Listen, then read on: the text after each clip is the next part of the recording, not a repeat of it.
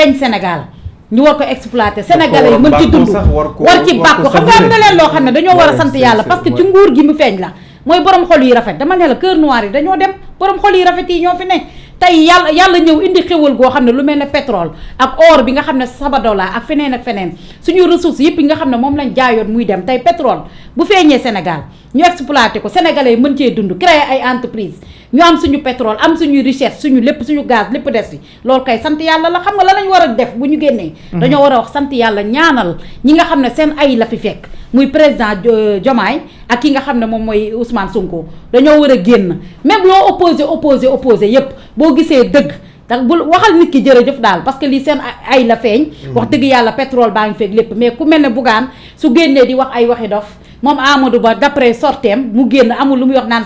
duñu xaar ci pétrole pour Sénégal parce que ñoom nekk nañ fi ba tàyyi luñ fi nekk woon mooy nax askan bi luñ fi nekk woon mooy sàcc alalu réew mi luñ fi nekk woon mooy def ay yëf te amuñu lu ñu wax xam nga ne tey ji dañoo ngemb seen mbër ñoom ñëpp ñu taxaw chaque jour dama koy wax nee naa la réeroo amul li ñu doon xaar ay deuxième tour ñoom ñëpp ñu coaliser ànd def ay géretien yàlla ne leen duñ fa yegg premier tour ñu furuj fa rek leen ñu daal dem opposition amul Sénégal dama ne ñoom bu ñu bëggee dëgg liggéey ne doxal réew mi ci projet Pastef bi nga xam ne moom lañ teg muy projet bi nga xam ne mooy sukkali Sénégal jàppale taxawu li nga xam ne mooy doomi Sénégal ñi nekk ci réew mi xam nga lan lañ war a def dëgg nañuy ñëw nangu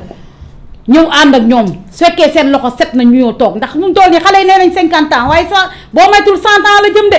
jom xale yi xam nga 50 ans lañ wax. boo maytul nag 100 ans la jëm lu ñu laal képp ku fi opposé dangaa nar a manqueel sa bopp heure boo génnee wax ay waxi manquant waaye dil sa bopp. kon nag nañu nangu wala ñu toog seen coin comme ni ñu defoon boobu ba tey bu dee dañoo yor alal réew mi ñu génnee Bougane Faye ji ay impôt Amadou Ba bu dee dafa am lu ñu koy toppee moom it mu ñëw génnee te ñu bàyyi seen waxu kasaw yi ñuy def amul benn njëriñ pétrole bii génn Sénégal ñëpp di ndaataa talax ñu jaayoon suñu géej gi licence yi ñëw ñu delloo si ko or bi génn ñuy ndaataa talax gramme or demoon bay jar 40 et quelques mille kon tey or bu amee Sénégal yaakaar naa suñu jigéen ñi dootuñu sonnati yeneen ak yeneen dootuñu sonnati suñu pétrole génn tey ñu créé ay entreprise yoo xam ne tey ji suñu doom yi dootuñu jaarati ak ñun ñii suñu frère daanu jaarati ci gaal gi di dem fu ne di risqué Barça wala Barça ko ñoom amuñu lu ñu wax nañu toog noppi moo gën suñu mënee nañ ñëw opposé ñu duggal yeneen i wax mais naan ay pétrole kase wala de réew mu am pétrole doo daataa talax doo est-ce que sax waruñu def recul toog seetlu parce que waaw xoolaat au moins le ñi ñu liggéey ba ci kanam xam ne dañ lay manqueel nga gën a xewi fël-fël nga génn tey ji manqueel sa bopp wax fi loo xam ne xale yi dañ lay TikTok di la wax yoo xam ne mooy loolu 72 heures waaw génn di xale yi di la 72 heures xale yi di la aj ci TikTok bi di la wax ay gros mots di la wax ay lu ñaaw loo xam ne na jaru ko fii 50 ans la wax waaye boo moytul 100 ans la jëm de réew mi dafa nekk ci ay loxo yu baax dafa nekk ci ay loxo yu sell dafa nekk ci ay loxo yu wóor ñoo xam ne tey ji 12 ans la ñu jël réew mi defuñu fi dara di yokk rek di sonal askan bi ñoom ñu toog ci 3 mois commencé nag di def li nga xam ne mooy différence wàññi bi taxaw tabaski bi jot dëkk bi daanu ku ne gis ngeen bii si militaire yi ñu ko dawal ñu wàññi lépp dund bi commencé wàññeekoog lépp di tegu ci yoon kon ñoom nañu dem toogaat seen rukk ñu xoolaat seen bopp ndax ñoom war nañu opposé wala waruñu opposé nga génn naan ay pétrole wala war na développé réew wala waru ko développé nañ noppi xam nga dama la gën yàlla daa bëgg Sénégal. waaw xam nga ñàkk bëgg Sénégal mi ngi tàmbalee ci yàlla xéwalee la dara teggi ko ci loxo ñoo xamante ne buñ ko yoroon saaxee ko. jaay ko xam nga ñoom malchance ak manque de chance weesuwul exploitation pétrole nekk 2024 ñoom bokk na ci leen gën a naqari ñu ñàkk nguur gi. suñu toll lu ñu wax baal leen. lu ñu wax jéggal leen gémmiñ gi naa ci du wax jàmm. maa la amul sax lu ñu wax. lu ñu wax il faut les comprendre c'est des mauvais perdants ba tey nga gën a xeetu fël-fël kenn tudd la kenn faalew la réew mi di doxal kenn calculé wu leen kenn lijjantiwu leen ngeen toog ba heure bii kee naan ay lii ma gën a lëleeg dañoo bëgg nit ñi di leen tudd te tudd googu ñu leen tudd du leen neex xale yi dañ leen di 72 heures xale yi di leen aj ci TikTok bi di leen wax lu ñaaw boo nekk 72 heures parce que fee ñoo créé loolu change boo waxee loolu def loo fa warul wax 72 heures rek lay defal xamante ni voilà dañ lay wax di la wax lu ñaaw aj la ci TikTok ba di la kéram yi kéer di la wax lu ñaaw tey moom laa Amadou Ba dana ñam 72 heures Bougane dana ko ñam képp ku fi génn wax fi loo fi warutoo wax nee naa la gis nga mais bon démocratie la ñu non yaay booy mën nañu laay tam ku mais nekk déggoo li ma la wax ku nekk war ngaa wax ci li nga selon xalaat mais ak li ngay wax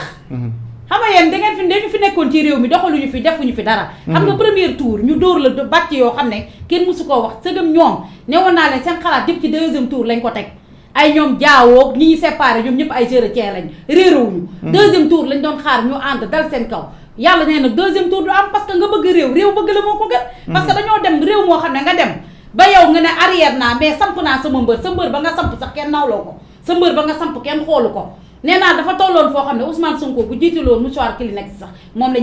la ñuy votel parce que réew mi dañoo doyal ci ñoom benn système bi lañ doyal 1960 ba tey même système la ay continuer est-ce que tamit mais réew mi moo soxla nag ay xale parce que dem nañ ba ci biir ñu ne moo ki ko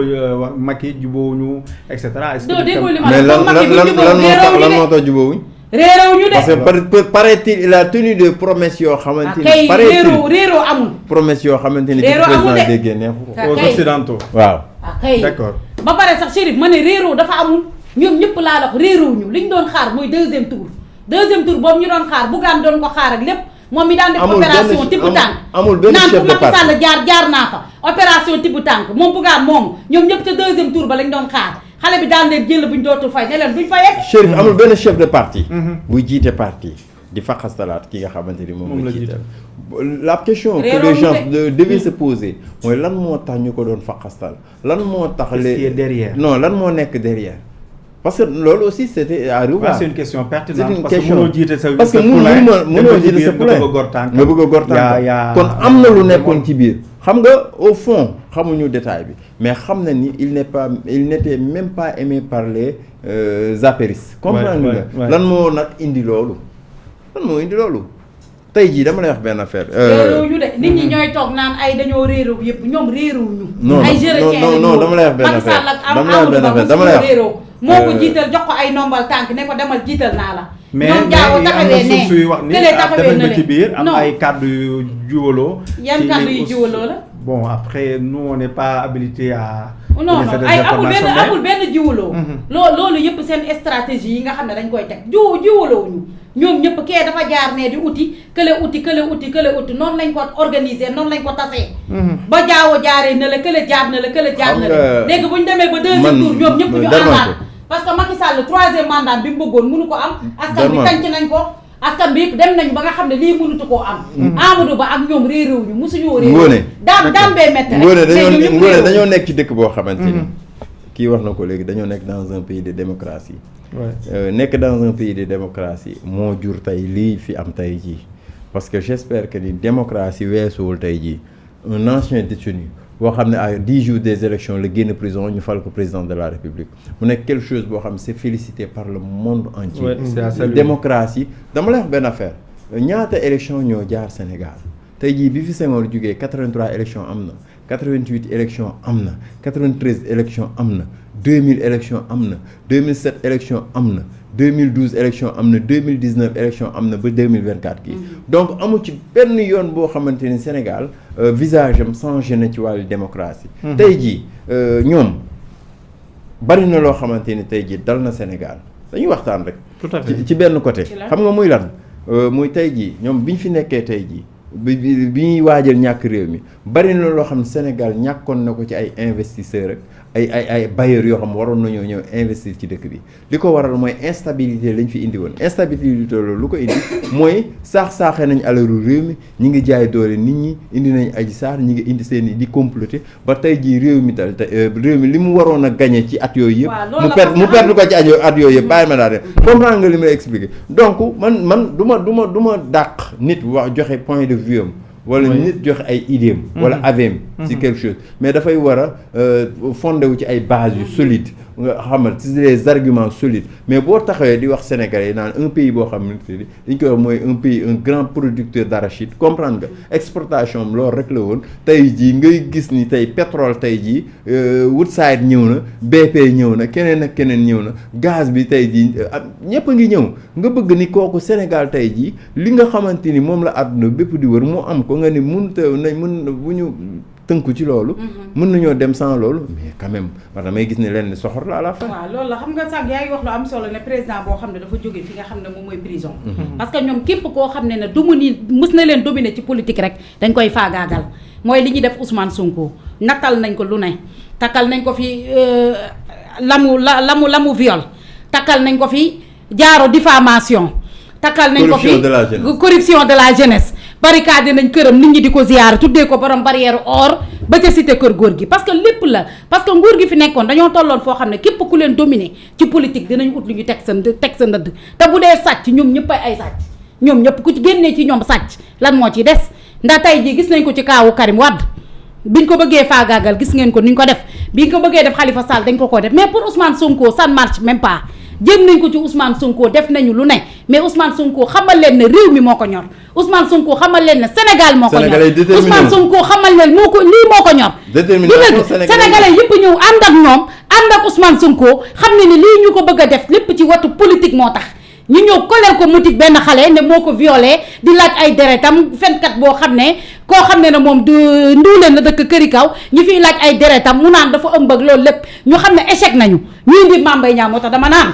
dama naan ku sa yaay di jaay fonde doo mën a dugal bii Ousmane Sonko moo mën a football nag Adji Sarr passé ñu xam ne fii jàllul ñu teg Mame Mbaye Niang diffamation laaj li nga xam ne mooy 200 millions kooku dem ba xam ne nguur gi ak justice bi fi nekk tey faalew leen ne leen wuy jiw ma leen dootuma leen wuy ji ñu naan ay respecté wul justice bi respecté wul nangam ak nangam boobu yëpp ñu ngi bëgg a utal lu ñu faagaagalee Ousmane Sonko déggoo li ma la wax nee naa la viol ba ci vol lan lañ ko mën a jàppee vol de téléphone Ousmane Sonko lu muy doyee téléphone yow barricade nañ sa kër toj say oto sonni la ay poison lu nekk def nañ la ko kooku taxaw dëgër doon force tranquille ne lan Sénégal moo ma ñor noo teel gi lay xeex bu ba yóbbu ko kaso mu dem tëdd fa taxul mu bàyyi mu yebal ki nga xam ne mooy Diomaye président Diomaye kañ lañ ko jàppoon